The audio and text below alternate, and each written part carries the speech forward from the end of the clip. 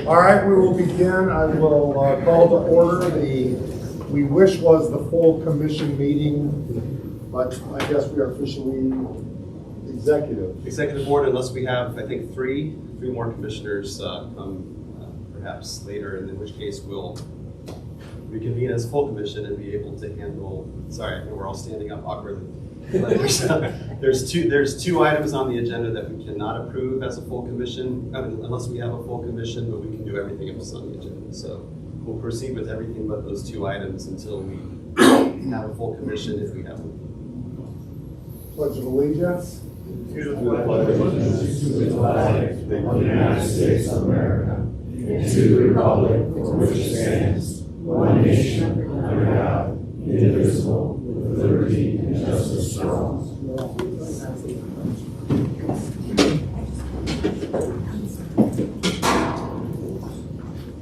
New appointments to the commission. We have one certificate of appointment that we have received in a timely fashion, and it's in proper form, whereby the mayor of Gary, Mayor Melton, is reappointing himself as a member of the commission. Roll call. Candace. Kyle Allen, Dwayne Arndt, Jenny Byer, Thomas Black, Here. Austin Bonka, Kevin Breitsky, Here. Jim Burge, Here. Robert Carnahan, Here. Bill Carroll, Tim Clayton, John Costas, Tom Dermody, Present. Dinah Dumbrus, Denise Ebert, here, Bill Emerson, Connie Grammarosa, Jonathan Haley, Keisha Hardaway, Here. Bonnie Hawksworth, Here. Tony Hendricks, Vanessa Hernandez Owen, Josh Huddleston, Lori Hunt, Here. Justin Keel, Scott Keenan, Here. Peter Land, Here.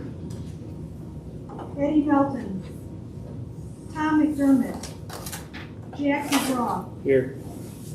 Wendy Miss, Present. Edward Morales, Here. Angie Nelson Deitch, Randall Niemeyer, David Phelps, Present. Linda Pompey, Present. Jim Pressel, Barb Regnitz, Lisa Rosenkrantz, Present. Rick Rifa, Here. Warren Schacht, Here. Tom Schmidt, Here. Steve Spivard, Gerald Swets, Sharon Zuido, Mary Tanis, Here. Jim Tunn, Present. George Topol, Present. Andy Vasquez, C.J. Whitmer, John Yelkich. Here. We are at 25, so we are too short. Okay.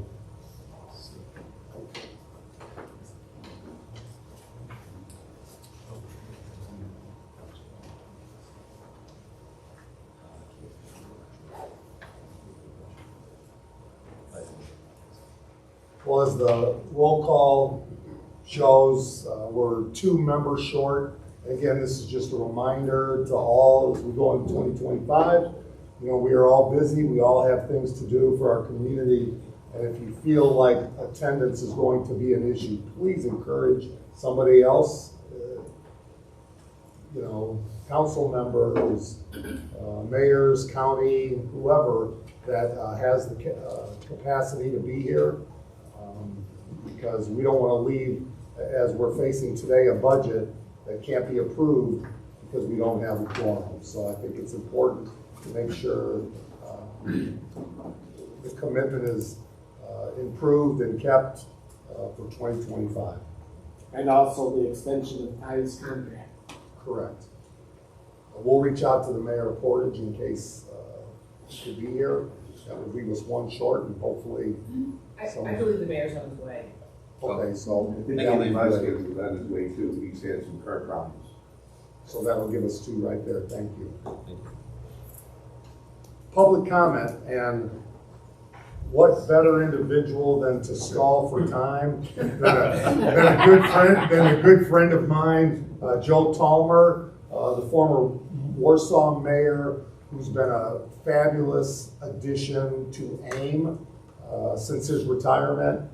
Joe has, especially with the new governor now, new legislature, has already represented us well to make sure our voice is heard. So I appreciate former Mayor Tallmer coming here today to introduce himself in person to all of you and make sure you know what the focus of AIM is and how he and AIM can help us defend ourselves and protect ourselves and also lead the charge to new things and new ways. So Mayor Tallmer, if you don't mind.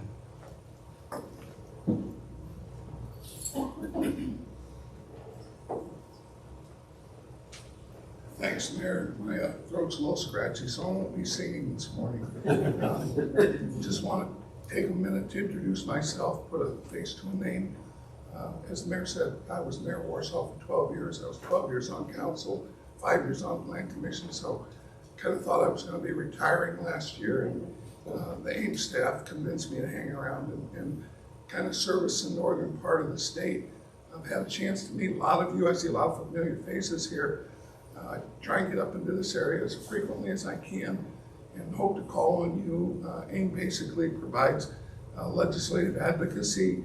They provide education for newly elected officials, any other type of technical assistance. So I got a few cards on, maybe I'll lay them out on the table. Certainly like to get in and see a lot of you. Again, appreciate all this. I know when I was mayor, our regional planning council was so critical to what we did. And I was thankful that we got involved in that when we did.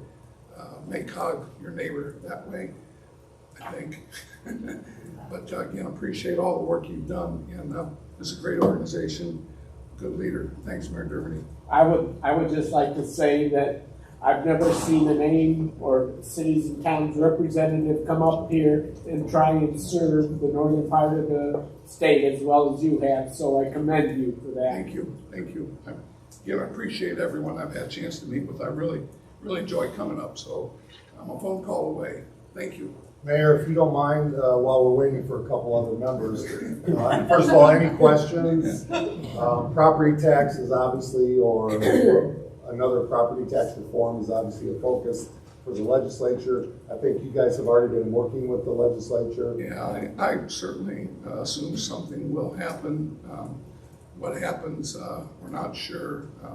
The new governor's proposal kind of landed with a thud with the legislature. But I know that there's a will to do something. So we're going to kind of wait and see once the session starts. My understanding, it's going to be a fast and furious session. And there will probably be something done with property taxes. Business personal property taxes, there's also, my understanding is they're going to try and eliminate the floor, which is a 30% floor, and that would just allow those property tax revenues to eventually fade away. So those are the big issues as we see it. Certainly road funding and property tax reform will be big issues this year. Other questions? I think that redevelopment is so important throughout the state. We see it around here, properties, TIP funds, how we can put things together throughout the state. If you travel anywhere in the state, you see so much redevelopment going on. So we want to invite everybody to Redevelopment Association of Indiana, which is part of AIM. Very helpful to go out and see what other communities are doing and how they're financing them. Thank you. Thanks, Mary. AIM just got a new legislative person, Amy Krieg. So if you've got any specific issues, cities and towns, you can get a hold of Amy directly. You can call down to Leslie or anybody and they'll patch you through, but Amy is our go-to now over at the legislature. So, all right. Thank you, Joe. All right, thanks, Mayor.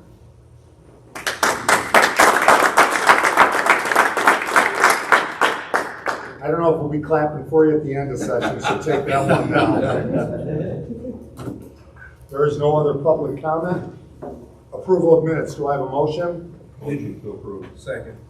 I do have a motion, I do have a second discussion. All in favor? Opposed? Pass. So I'm gonna leave leadership off at this point till our two guests. Up to you, but you can do this. Okay, then we will go ahead, 6.3, drive clean, Kathy Luther.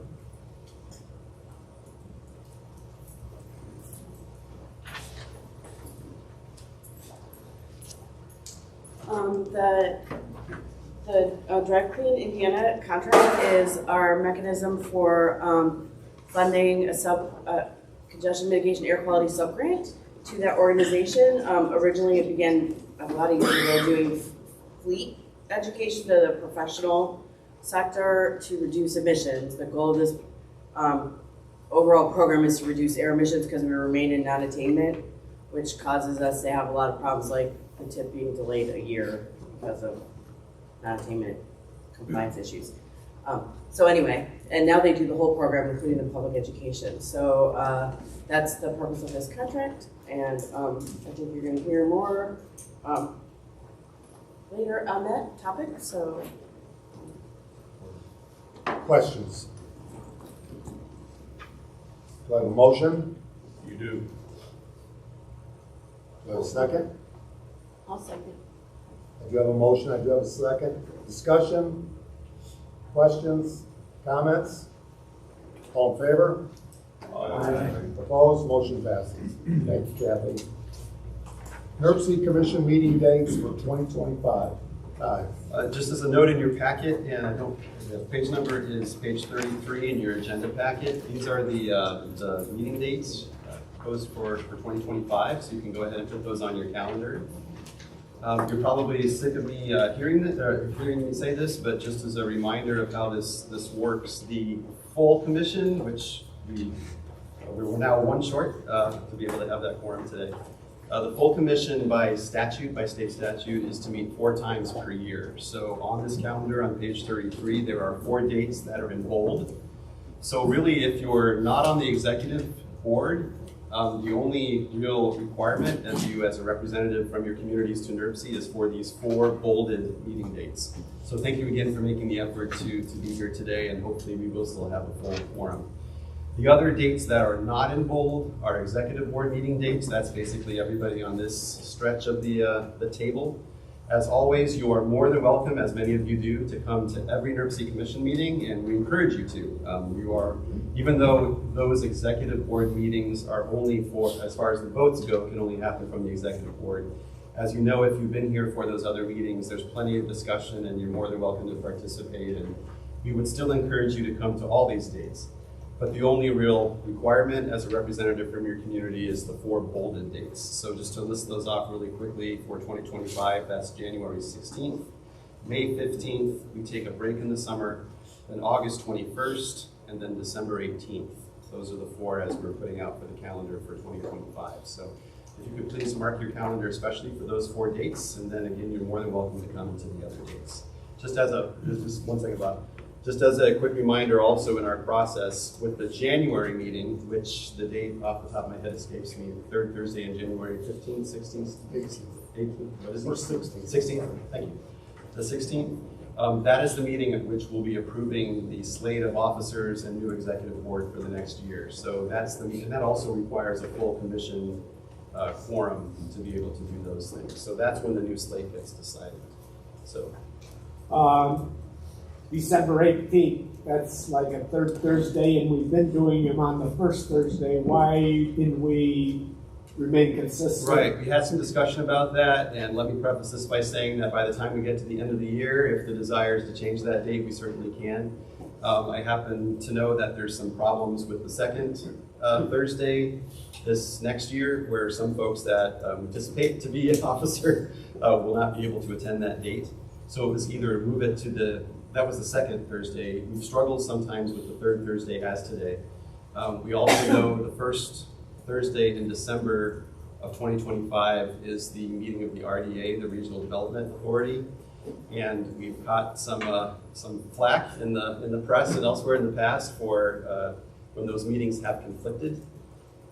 Just as a quick commentary, NERC Commission meetings have been the third Thursday since time immemorial, so I feel like when there's a push and shove, someone else ought to move it off the date, but we try to avoid those as much as we can. So we know we're gonna have problems with the second Thursday and the first Thursday in December. And I know that gets a little closer to Christmas on the 18th, but that's the proposal. Again, if we decide to move that as we get later in the year, we can do that. Other comments? Thank you. Kevin Brightsky, Transportation. Thank you, Mr. Chair. The Technical Planning Committee met on Tuesday. No. Does it say action? Are we okay? Yes. Okay. The Technical Planning Committee met on Tuesday, November 12, 2024. There is one action being considered today. The committee made a favorable recommendation to the Commission for adoption of NERC Resolution 2413, it's the 2025 Safety Performance Measures. Tom Vanderloot will be presenting as found in pages 36 to 44 of the packets. Mr. Vanderloot. Good morning, and thank you. I'm going to, actually there's a dry clean Indiana presentation that I have to click through first to get to mine. But thank you. So today I'm going to be discussing our 2025 safety performance measure targets and requesting approval of a resolution which would adopt those targets and incorporate them into our Metropolitan Transportation Plan and our Transportation Improvement Program. So I'll do a little bit of background on what the targets are, why we set them, and then I'll kind of talk about what in fact the actual numeric values of those targets will be for 2025. So as background, since at least 2012, the federal U.S. Department of Transportation has required that metropolitan planning organizations and state departments of transportation conduct what they call performance-based planning. And what this means is that the state DOTs and the MPOs are required to set targets for certain metrics, they call them performance measures, and then we have to report on our progress in achieving those targets. So for NERC, we are the MPO, Metropolitan Planning Organization for Lake, Border, and LaPorte counties.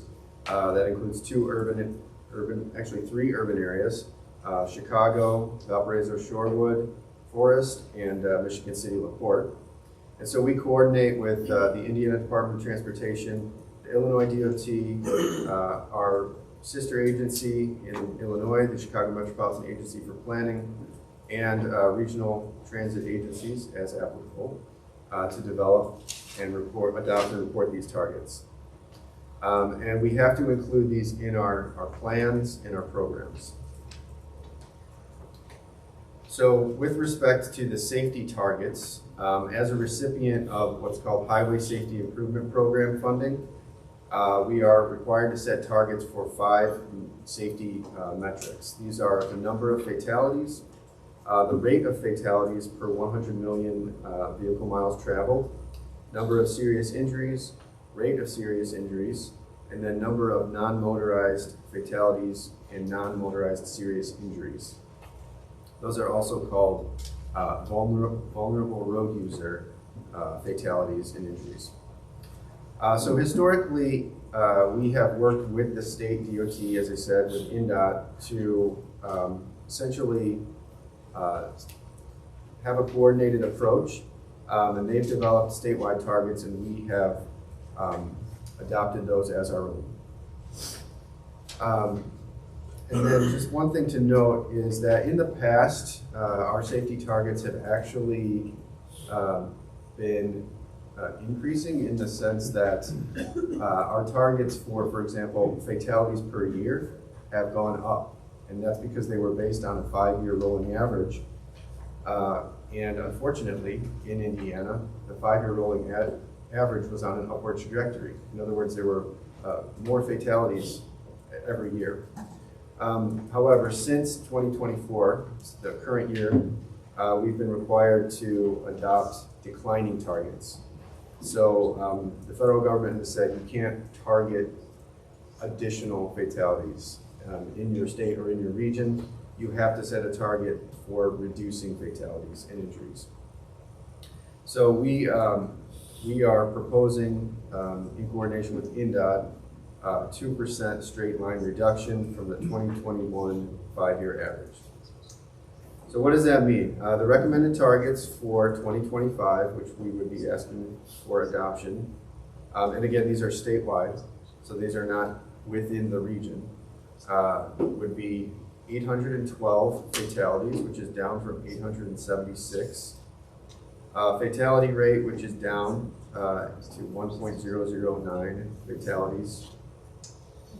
Serious injuries are down to 3,032 from 3,281.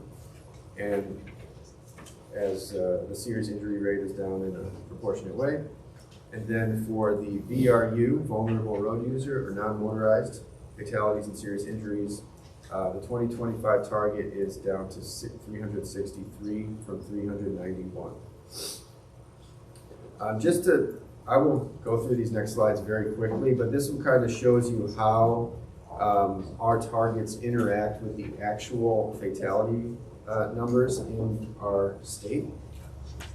So if you can distinguish the lines, there's a line that kind of goes up and down, and it's green, and that is the actual total fatality. So as you can see, it goes up, it goes down, but it's just according to the 5-year running average, which is the blue line, it's on an upward trajectory.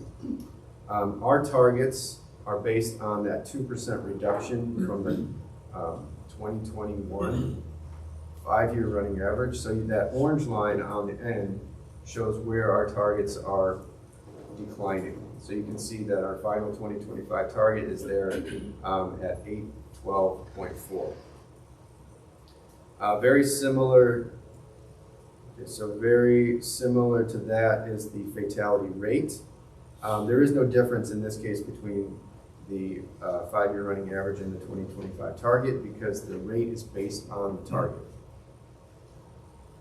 For serious injuries, it looks very similar to the fatality rate. You can see that total actual injuries on an annual basis kind of go up and down. In this case, the 5-year running average is actually declining, so that's good. But our targets are set a little more aggressive than the actual average. And then again, with the rate, because it reflects that 2% reduction, it looks pretty nearly identical. And then finally, the last metric would be the non-motorized fatalities and serious injuries. And again, not much else to say here, but it goes up and down every year. Unfortunately, it is increasing on an average basis, but again, our targets are showing a reduction. So having said that, the next step would be commission adoption of resolution 24-13, which is included in your packet on page 36, I believe. Yep, on page 36. And what that would do is, as I said, that would adopt these targets and then incorporate them into our transportation improvement program. And it would also adopt the, beginning on page 42, this technical appendix, which is going to be incorporated then into our NWI 2050 plus Metropolitan Transportation Plan. So I'll take any questions if there are any. Otherwise, I would ask for, or I recommend adoption of the resolution. Questions? David? On the non-motorized serious injuries and fatalities, is that pedestrians, bicycle riders? Yes. Do we know how many bicycle riders versus pedestrians, or any further breakdown on that detail? We may be able to find that. I don't, it would be, all of this information, all this data is generated by a state database which funnels all police reports for crashes.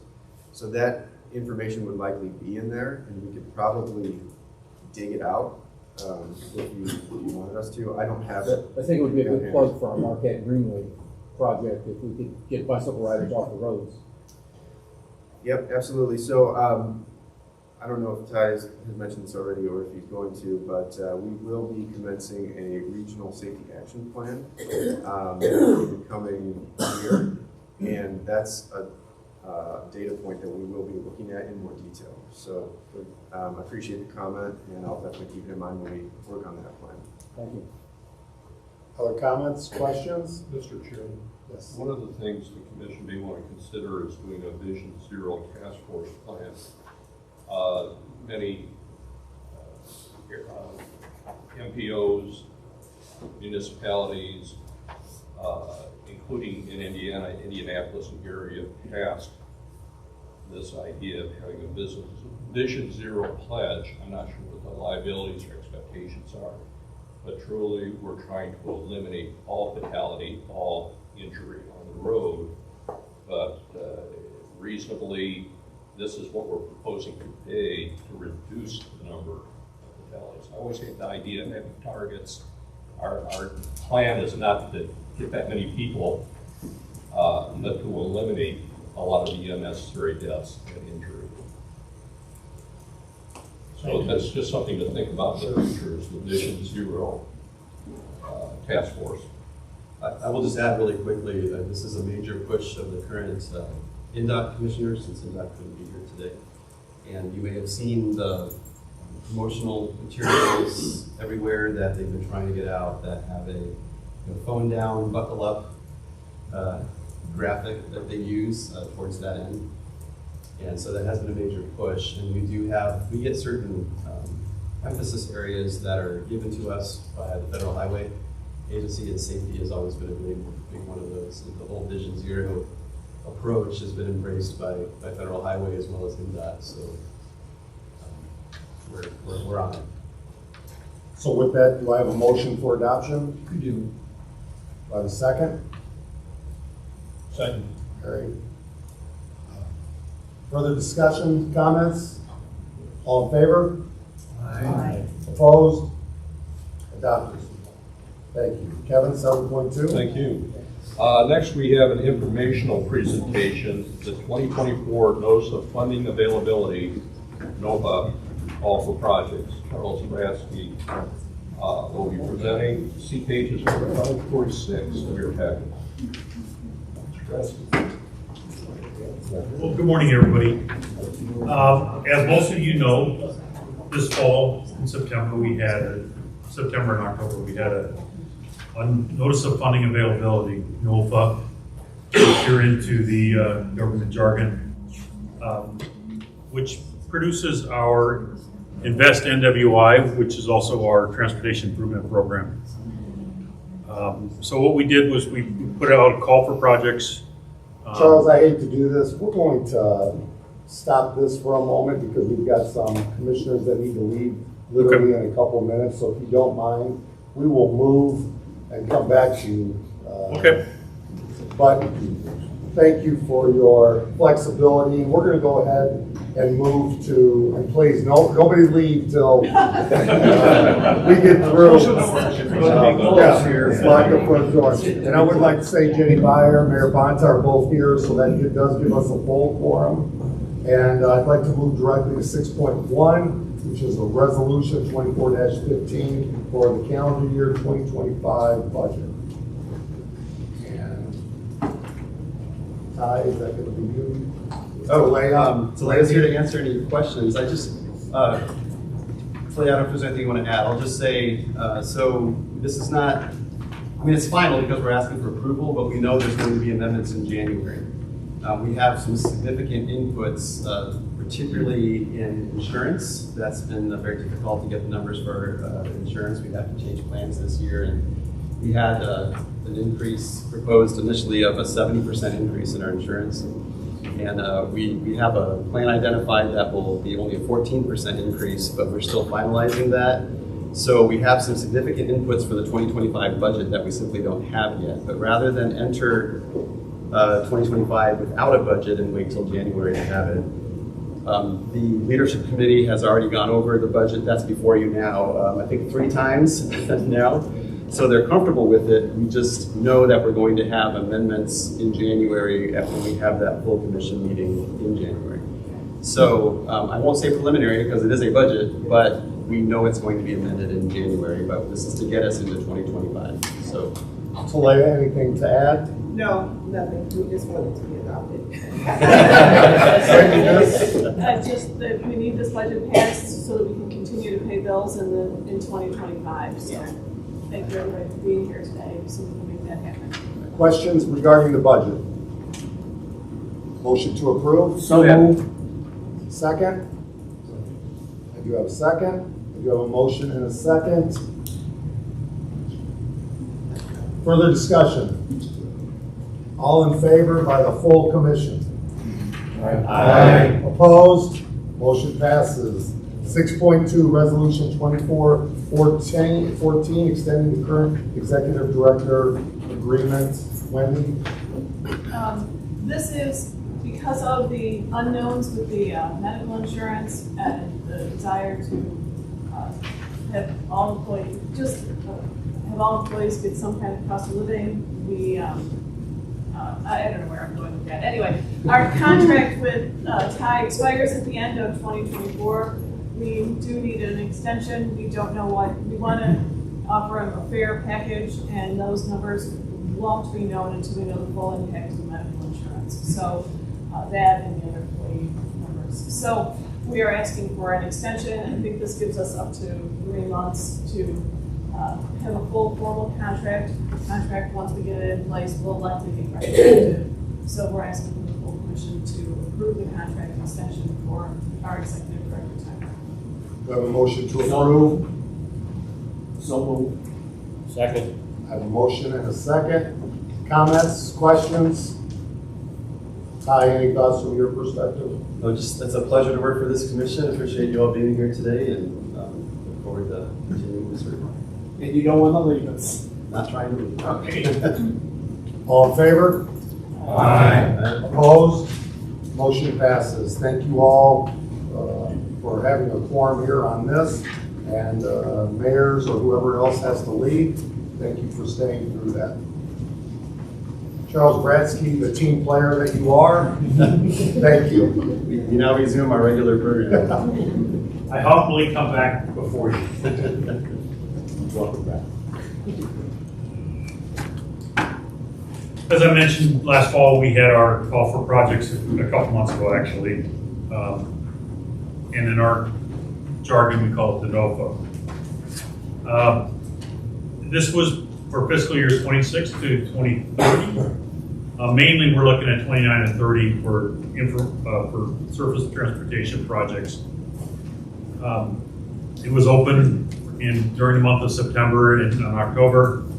We had approximately, we estimated 108 million available. Of that would be 36 for infrastructure surface transportation projects. We had less money this year than we do normally. And there were a few reasons. One, inflation is still present, as we all know. It's starting to slow, but we're still seeing prices increase. Many construction items still continue to have long lead times, especially those dealing with lighting and wiring. And then, most importantly, the urbanized area, as we had discussed last year, has been redefined by the census, and it actually resulted in a decrease in population in the urbanized area. Now, as before, normally we have an urbanized area, which is Lake and Porter County, and then we have another urbanized area in Michigan City and LaPorte. What happened with the 2020 census and the fallout from that is that what they defined as an urbanized area, those in the Census Bureau, normally they have a large jump. You can include things further apart, but this past year they shrunk that down. So the Valparaiso, as we talked about, the Valparaiso Shorewood Forest was a new urbanized area. Westfield was a new urbanized area, although that doesn't really affect us much. But what really did affect, especially in Lake and Porter County, was the Lake of Four Seasons Winfield urbanized area, which is now a Group 3 instead of Group 1 and 2. And Group 3, the funds for Group 3 are managed by the state, and Group 1 and 2 are managed by NERC.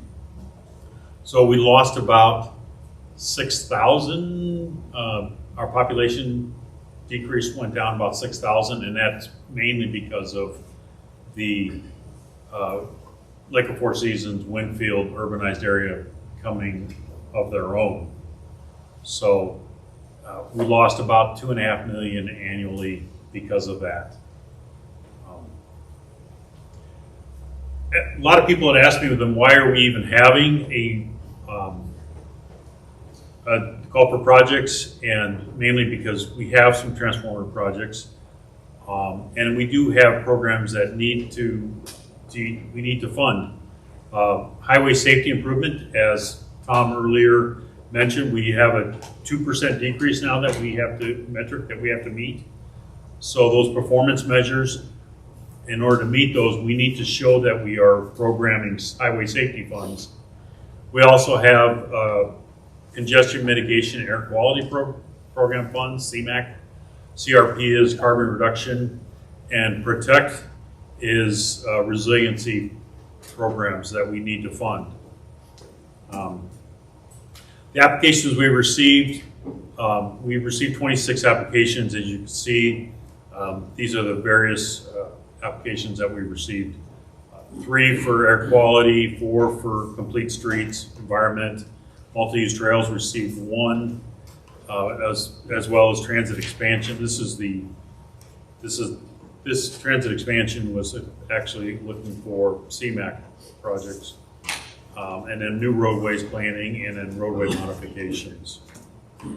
Now, who submitted those applications? As you can see, we have Burns Harbor, Cedar Lake, Crown Point, Gary, Hammond, Lake County, LaPorte, Maryville.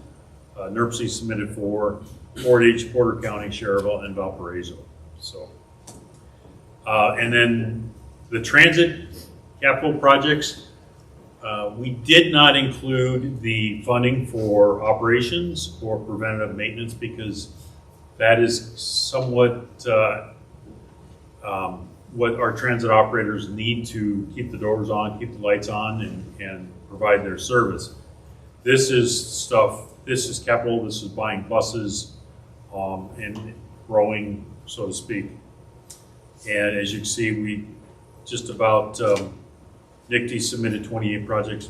NICTE, I must mention that their projects were funded with 5337, which is state of good repair for rail. And they are the only ones in the state that are eligible for those funds. So we need to show those, but yet they're on their own playing field, their own little sandbox. And you can see GPTC, North Township, Dollar Ride, Valpo Transit, Opportunity Enterprise, Porter County Aging and Community Services, and Michigan City Transit submitted capital programs. Other metrics, the average score was a 53.44. Normally in the past it's been like a 75. So we kind of been tightening up, and this shows that it has tightened up some. The total request for PE was about 10 million. For right-of-way was 7.8. Construction was 52 million. And then construction inspection or construction engineering is 6.8 million. And PE is preliminary. Yeah, I'm sorry, design. PE is preliminary engineering, which is your design and all the putting together the plans and so on and so forth. As you can see, applications by the funding program that I talked about, PROTECT, we received 2. We didn't receive anything for carbon reduction, transportation alternatives, which is your walking and bicycles. We received 1 project. HSIP, we received 6 projects for highway safety, 7 projects for congestion mitigation, air quality, and then the surface transportation block grant, which is kind of a catch-all, received 10 projects. So next steps. So now through January, staff are reviewing those for completeness and scoring. And then they'll hand those to the working groups, which is previously the topical committees. We reformatted, as you know, we reformatted the committee system here at NERC. And we already had the NOFA in place, so we kind of kept the topical committees and made them into a working group. And so they'll review the applications and then present them to the Transportation Committee with their recommendations. And then mid-January through the end of February, we'll model our entire program for air quality conformity. And then on March 4th, the Transportation Committee will meet and vote on the recommended list of local projects to push forward. As I mentioned, this is for 26 to 30, but we're really looking to fund projects in 29 and 30. And the reason it's so far out, as I've told several of you in the past, is that it takes 4 and 5 years to do a project with federal funds, at the minimum. It just, with the time and the steps that you have to use, that you have to go through to use federal funds, it takes 4 or 5 years to do a project. March 18th through April 18th, the TIP for Northwest Indiana will be out for public comment. And then on May 15th, the NERC, the TIP, Transportation Improvement Program, will be presented to the Commission for approval. And if it approved at that time, we'll send it to INDOT and U.S. Department of Transportation, which is Federal Highway and Federal Transit, for their approvals. So, are there any questions? Charles, I'd just like to mention that we are required by the Fed to do a 4-year plan, but the agency chooses to do a 5-year plan, just to keep ahead. Yes, U.S. Department of Transportation regulations state that we have a 4-year plan, which is our kind of set in stone, what we're going to do. So it has to be constrained, and as far as money-wise, we can have some grander, bigger projects out in the peripheral, but this is what we said we are going to do. INDOT, because they realize that it takes sometimes more than 4 years, they have petitioned and asked Federal Highway, and Federal Highways has granted them to do a 5-year TIP. So that's why we do all the MPOs in Northwest and Indiana do a 5-year TIP. So kind of follow along with what the state does. So that's how that kind of comes together. This is informational. Are there any comments, questions? Yes. Yes, Mary. With Lake County Community Services, we have 2 issues. One of them is, excuse me, the audit that we were given for drug and alcohol was a new audit that they had to do. It was quite tenuous. Is anybody else having a problem with that? Audit? I'm aware of the audit that was new for everybody in Northwest Indiana. So this was nothing that anybody could. We can, Taleo is intimately familiar with that whole process. There were some issues that this was a surprise audit that we had this past year. You know, like County Community Services, I forget who else was part of that audit. I think there were 3 transit providers that they went out to 4. Thanks, Ann. Yeah, sorry, Ann didn't see back. Ann is even more intimately familiar with this process. Yes, so we have some issues from the operators that they have to address. They're underway, and they're all getting addressed in one form or another, thanks to Leah and Ann and working with all of them. So I think we're going to be okay. But there were some things that came up during an alcohol audit. Again, just for reference, that doesn't really have to do with finance, that's all about I the know. process of somebody testing positive and what you do with that. Right, but we are funded by NERC, so that's why I'm Right. asking. The second thing is, we still don't have our buses. We've been promised buses and replacements. People are chomping at the bit behind you to try to answer that. Ann, would you like to come forward? No. I don't know if Lisa's here as well. I didn't see She that. isn't, but I just put those into FTA this morning, and I know that there are buses on order for LCCS. Sorry, I got stuff out of. The buses have been, that's the supply chain issues, that's not a finance, that's not a NERC finance issue, that's a supply chain issue. We've got the same problem in Cedar Lake. We ordered police cars and, we still waiting for 2 more. We won't get them to 2025, but there'll be 2024s. Other comments? Can I just say really quickly, just to riff off of Charles' comment about the length of time as the reality check for federal funds. I mean, we're glad that we have this funding available for your projects in Northwest Indiana, but that is the reality because of federal requirements. So just as a reminder, many of the communities here have already availed themselves of INDOT's Community Crossings Grant Program. That does not come through NERC. If you've dealt with that, you know that. But because that's all state funding from other sources, that is a much more nimble funding program for projects that fall within the scope of community crossings.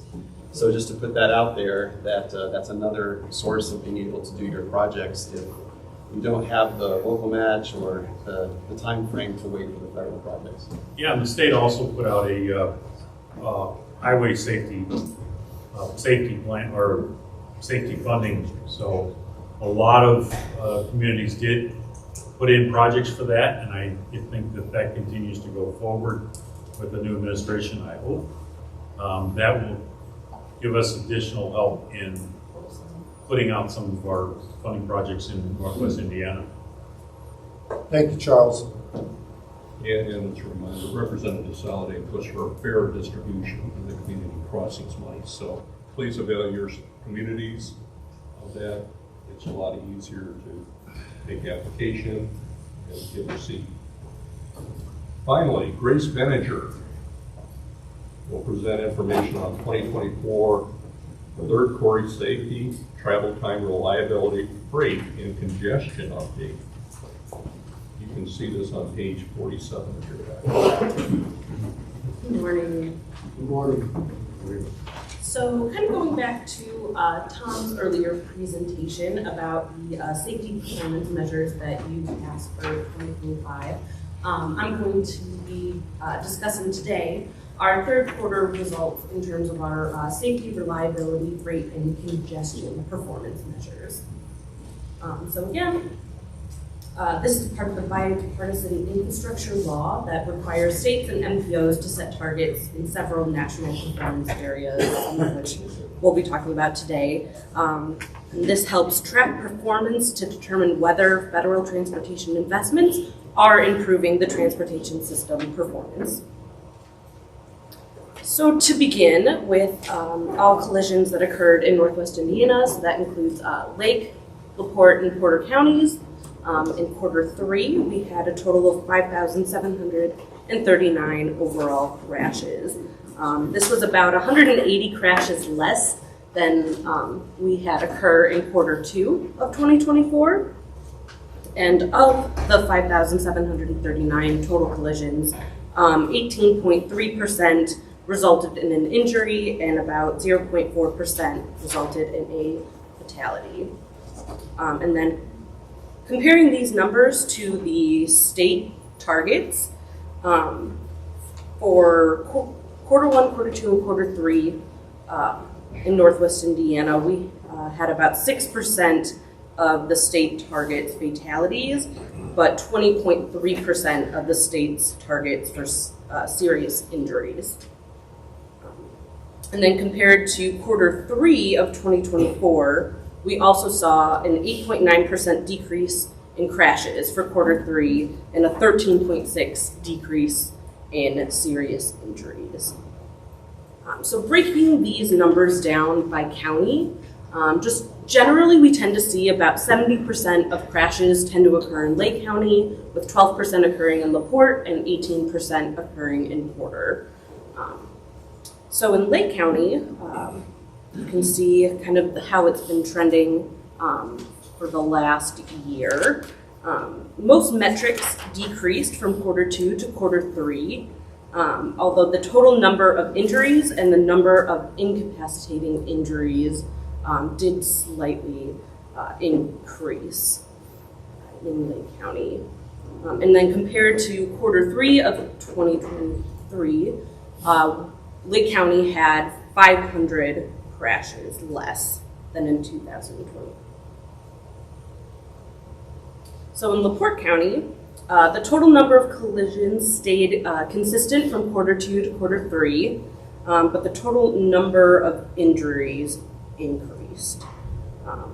So this kind of indicates that in Q3 there might have been less collisions, but potentially more serious collisions, more severe collisions. And then from Q3 to Q3, so Q3 of 2024 to Q3 of this year, total collisions did decrease, as did injury collisions. So in Porter County, from Q2 to Q3, there was a slight decrease in the total amount of collisions and the property damage only collisions. However, from Q3 of last year to Q3 of this year, Porter County did have more total collisions. So moving on to travel time reliability, this is a metric that kind of discusses the dependability of travel times in certain areas. So compared to Q2 of this year, Q3 reliability trends were a bit better, and they were definitely better than last year's Q3 metrics, although in Northwest Indiana, travel times tend to be more reliable in Q1 and in Q4, kind of the trend we see from year to year. And then here's the map for travel time reliability, and this is only for interstates. When it comes to travel time reliability that's not on the interstates, the region tends to do a lot better. And here you can see on the map the areas. You can see a little bit of yellow in the US 30 and US 41 intersection, as well as a little bit over on State Road 49 and US 6.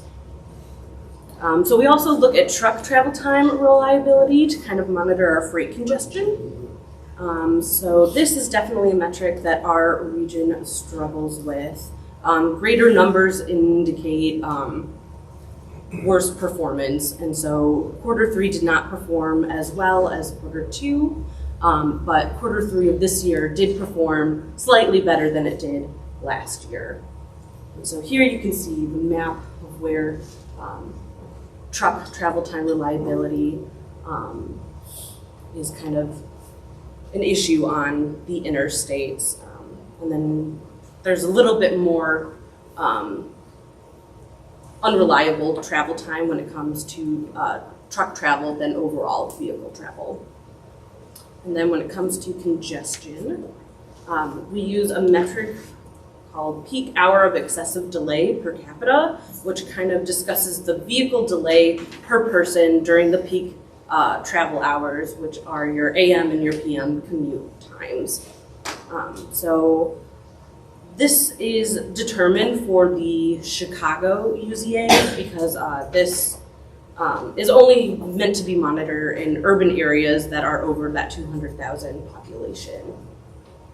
So here you can see we do have some issues with peak hour excessive delay per capita in our region, but as it is averaged with the rest of the Chicago region, we do still hit that target that's set. And with that, if there are any questions, I'd be happy to answer. This is also informational, but are there any comments, questions? Thank you. Mr. Chairman, the next meeting of Transportation Committee is scheduled for Tuesday, January 7th, 2025 at 10 a.m. in these offices. This concludes my report today. And just as a reminder, NDOT is unable to be here this morning, so they're the last thing in this topic, but we appreciate them notifying us that they're unable to attend today. Thank you. Economy in place, Dennery Kane.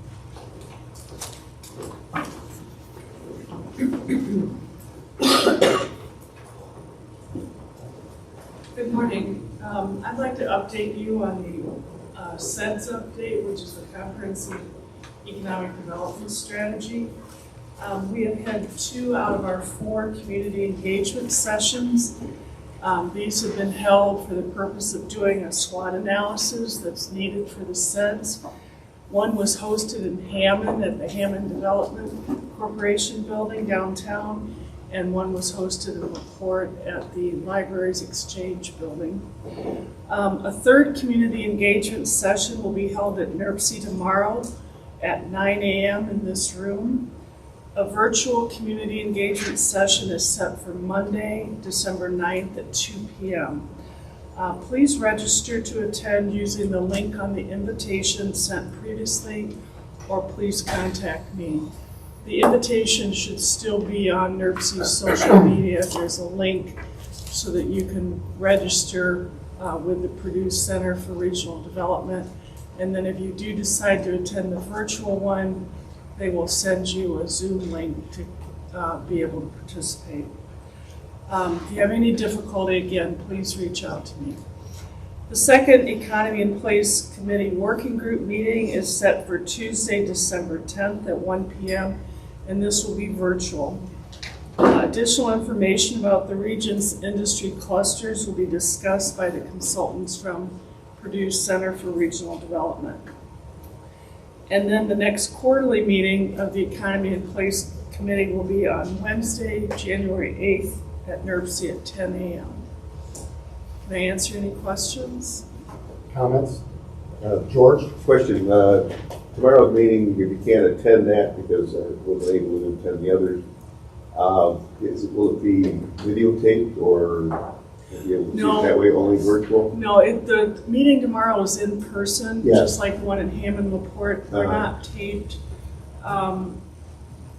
But if you can't make it tomorrow, you could sign up for the virtual one that will be on Monday. That might be an alternative. Other comments, questions? Thank you. Okay, thank you. Next, environment, Bill Emerson, they do not have a report, but we've saved the drive clean with Carl Lisak. If you don't mind, I apologize for earlier missing this, but we want to make sure this is included. Yeah, instead of me trying to tell you what they do, they were gonna do it themselves, which would be much more effective. But now I have to go back. Oh my gosh, I'm sure there's a better way to do this. Up. Nope. I'm going backwards.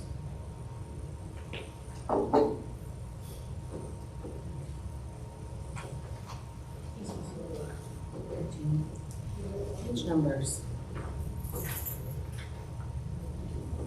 Just while they're getting the presentation ready, just so we've already approved the continued contract with Drive Yes. Indiana, and maybe Carl would like to go ahead and start. But As we're getting I thought ready. it's a good idea for them to know what that contract actually Absolutely. So, again, thank you. Excuse me for my voice. I think Mayor Joe gave me his cold. Thank you. Thank you for allowing us to continue working here in the region. Collaboration. Collaboration started 25 years ago with NERC and NIPSCO starting the Clean Cities program here in Northwest Indiana. So as we were verified as Lake, Porter, and LaPorte County, and that's how the Clean Cities program started. It expanded to 18 counties, Maycog area, and then now we are a state designated coalition that covers all 92 counties. This would not have happened without allowing us to work with all of you, nonprofits, transportation groups throughout the region. And we're just very proud of the things. And Brian's going to give you an overview of the projects and some of the success that we've had in the region. this past year. But also, I just want to say on behalf of Drive Clean Indiana and our staff, thank you for allowing us. We look forward to working with you, but again, collaboration. As we talk about collaboration in this room, it's all about collaboration. So don't try to reinvent the wheel. We've got events coming up for our communities with police cars. Next week, Ryan's going to talk about an event. Everyone is invited to this. So anything that we can do, ECBG grants, I know we're getting a lot of calls. They were due on the 31st of October. Guess I probably got 10 calls on the 30th asking for help. If you need help on your reporting on those, please reach out to us. But we're here to be an asset. If we can't do it, we'll tell you we can't do it. But we're here to help us with cleaner air, alternative fuels, and the future of Northwest Indiana, creating jobs. So I'll give it to my son. Yes, he is my son. And so, again, I'll just introduce the Northwest Indiana Green Fleet Program. Everything is marketed under NERC. So these successful projects that we have included here have been recognized by the U.S. Department of Energy. So our region did get recognized for the great work that you're all doing. So thank you for that. Then also, we just celebrated our 25-year anniversary. I know I don't look 25, but we also wanted to congratulate the City of Lake Station for their work, that many of you are part of this grant, and Ryan's going to talk a little bit about that, but they were recognized as our NERC Green Fleet of the Year. Order, Ryan. All right, thank you. So collaboration is a good way to segue here, and that's going to be something that we're going to continually talk about. It's working through the different private and public opportunities, not weaknesses, but being able to work together in order to make sure that at the end of the day, we are able to collaborate on programs and projects that not only reduce operational costs, reduce capital costs, reduce emissions from different transportations, and at the end of the day, improves quality of life across for everything that we're talking about in Northwest Indiana. So the current programs that we have are the medium duty, heavy duty ZEB infrastructure planning focused on I-80 Midwest corridor. So it's focused on medium duty and heavy duty trucking and hydrogen and electric trucks. And one of the key components of that is that we're working with local community schools, Gary Area Community Schools, and School City of East Chicago, as far as a STEM program to build electric go-karts and being able to race them down at the Purdue's E-Grand Prix. And you're tricking the students into learning and being able to have this carrot at the end of the year to drive these vehicles and ultimately build a go-kart from scratch. And that is fully funded through this. And then we have our Empower program, that is our workplace charging program. We have our I-80 Mid-America Alternate Fuel Corridor. So in addition to the electric and hydrogen, we also have natural gas. Then we have our Statewide Go EVIN program. That is 61 locations across the state of Indiana for deploying direct current fast charging stations, making sure that you have access to infrastructure for charging your electric car. Then we have our Indiana Clean School Bus Consortium program, where we've been able to help hold the hands of all these schools across the state and implement alternative fuels and cleaner buses and ultimately benefit the most important cargo that anyone can carry, is children.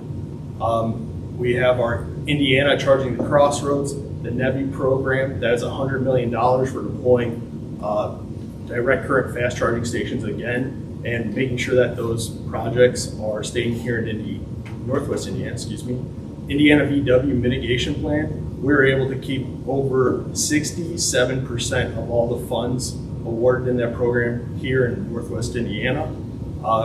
You all have heard about the MACH-H2, Midwest Alliance for Clean Hydrogen. That is slow to go out, but that is a huge opportunity for our local area and with the private companies that come from that.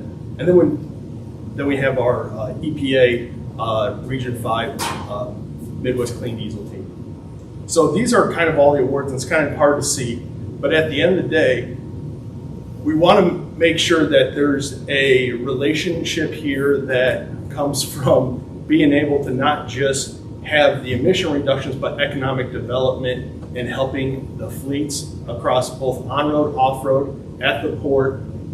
And at the end of this, I just want to say over $11.7 million has been awarded for these projects, with a match of 12.5 for a total deployment of $24 million just in the last 18 months. So this is a huge win and great projects across the board. And there's a lot of leaders in this room that are very crucial, but being able to work both across the public and private sector, these were all grants that we directly put together and submitted, and making sure at the end of the day, the hand-holding, it's not just putting in a application, it's managing at the end and making sure the entities get paid out.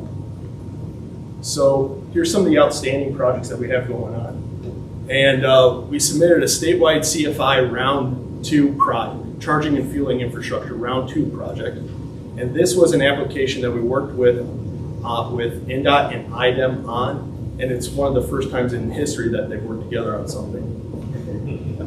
And so this was a $50 million request with a $39 million match, which equates to 124 DC fast charging or megawatt charging ports across Indiana with 28 level 2 port projects. But just for the Northwest Indiana projects, we submitted funding for a total of 28 ports with a $11 million request with a $3.5 million match for a total of $14 million. But when we start talking about megawatts, that's 1,000 kilowatts. The charging station that you see out there, that's 7 kilowatts, 1,000 kilowatts per megawatt. So this is a trucking project in Gary, Indiana that we're working on, which is going to be about 40 trucks actually. So we should be hearing about that in the next 30 days and where that's sitting. Going back to the NEVI, so here's the current locations that are going to be deployed over this next year, and making sure that we're identifying the alternative fuel corridors, your major highway interstates. But one of the big changes that came this past year was the inclusivity of Route 41 all the way from Hammond to Evansville. So that is a designated corridor, and then so is US 30 now. So that is a huge opportunity to make sure that there is accessible and equitable infrastructure along these major corridors. So this funding is going to be coming out for RFP process probably in the next 30 days, and it'll have a 90-day window to apply. It is 80% funding, and the infrastructure must be public. So this is going to be a good opportunity for making sure that this infrastructure is in all of your local municipalities. Then we have the Lake and Porter County ZEV project, and this is NERC funded, this is CMAQ funded, and ultimately this is 80 electric vehicles with level 2 fleet charging stations, and then 20 public level 2 charging stations across Lake and Porter County.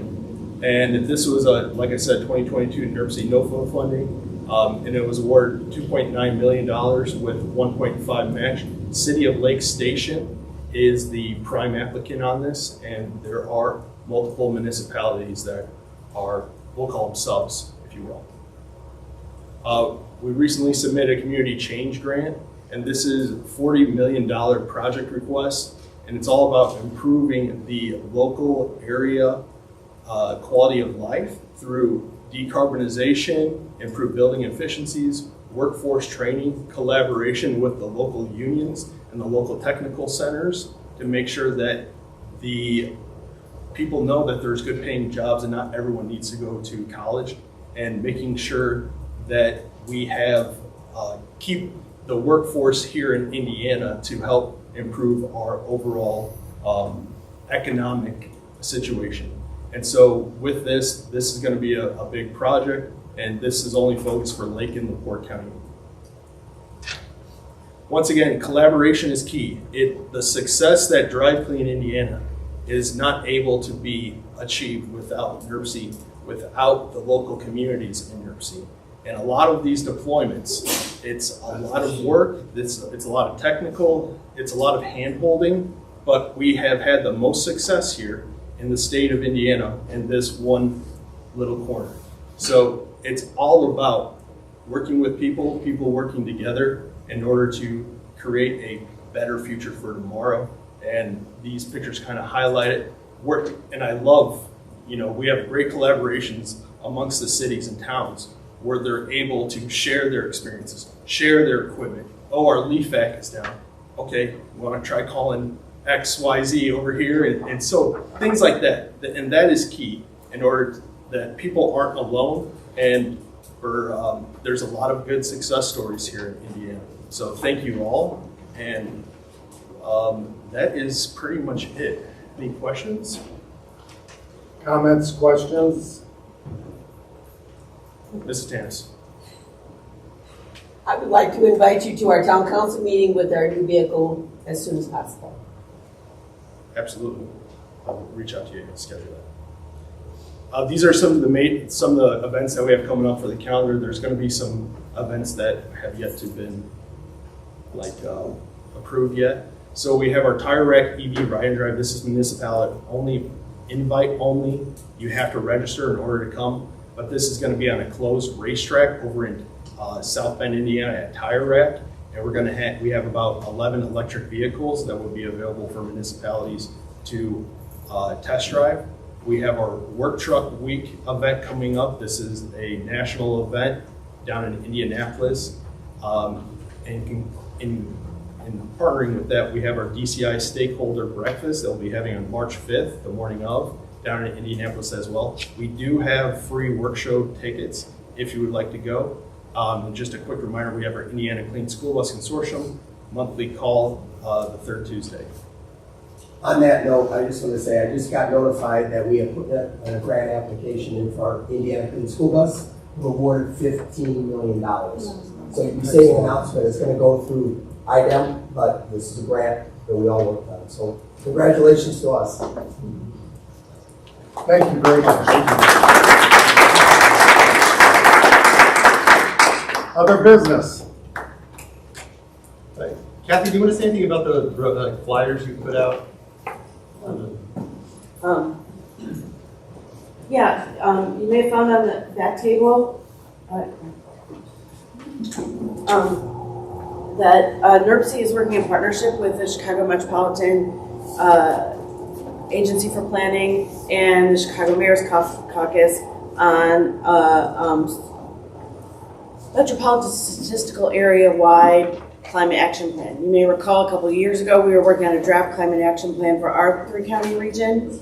And then this new EPA quasi requirement for a larger scale plan came on deck, so we're working with them.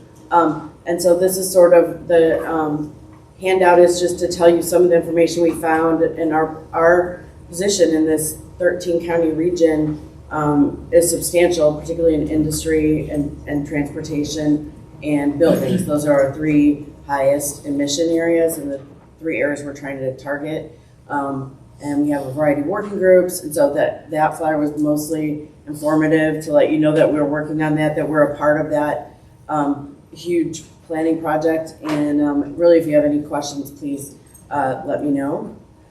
And then I did want to mention that the next meeting of the Environment Committee is February 7th, is that Thursday? 6th, February 6th at 10 a.m. here in this room. Thank you. Other business? Mr. Chairman? Yes, sir. That's not here, but just a reminder, US 30 will help the advancement for the safety projects. US 30 from the east side of Valparaiso all the way to Fort Wayne impact a lot of our communities. Hopefully, in the future, they'll do something west of Valparaiso to include Blood Lake County, but at this time, it's something that's helpful for a lot of our communities. Absolutely. Other business? Announcements? Robert? You know, I was going to say something. First off, the Cedar Lake Chamber of Commerce in Cedar Lake had parade lights on November 23rd, the biggest units we had. We had 54 units in this year. Then we had Santa down at the town hall. And then the Cedar Lake Chamber of Commerce has sold 165 Christmas trees that are strung throughout the town, all lit up. every person had to pay $100 to get those trees. $165. Then, this Friday and Saturday, we will be having Taylor's Ice Fest. We're not doing ice sculptures or anything like that. Taylor used to be an ice company, and so they call it Taylor Ice Fest. It's the second year, and it's Friday from 5 to 9 p.m., Saturday from 1 to 9 p.m. Shuttle will take you from Lemon Lake Park and Faith Church down to the town grounds, and we're in partnership with the Cedar Lake Farmers Market that will be doing a winter market, and there'll be all kinds of activities there. Great. Other announcements? Ty? Peter? I just give a shout out to the Marquette Greenway project. We all got notice about the Legacy Foundation 1-for-1 match up to $50,000, and it'd be great if commissioners and could get their constituents and toss a little money into Legacy for the 1-to-1 match.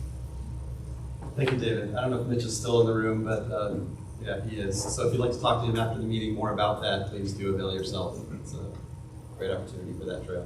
Mary? Just a reminder that the pedway across Route 30 would be really helpful to complete that market plan, but we need the pedway across Route 30 in Dyer. Just two quick things. First of all, I don't want to adjourn without thanking our friends at Fluid Coffee for providing the coffee this morning. If you recall, we've had just great generosity from local coffee roasters. We have great coffee roasters in Northwest Indiana. At Yaqui Road before, Fluid has provided our last several meetings, and they've been absolutely awesome. If you have one of the Fluid coffee mugs, you are welcome to take that. If there's any more out there, those are for you to take. So please avail yourselves of that when you leave. They have multiple locations across Northwest Indiana, and didn't want the meeting to close without publicly thanking them for donating the coffee for today. They've really been tremendous. And the second thing I just want to say quick is I know there was a lot of information today. I often like to say that NERC does a lot of this work so you don't have to. So the information that you heard today is what keeps the federal funds flowing so that you have projects you can do in your communities. So I know that was a lot, but I think it's important for you to know what's going on behind the scenes that we keep going so that those funds can continue to happen. And with that, I just want to make sure I wish everybody a Merry Christmas and Happy Holidays. Absolutely. Merry Christmas to everyone. Do I have a motion to adjourn? We do. Second? All in favor? Aye. Opposed? We are adjourned. Have a great day. Mayor Joe Talmer from AIM will be around to take your questions. Thank you.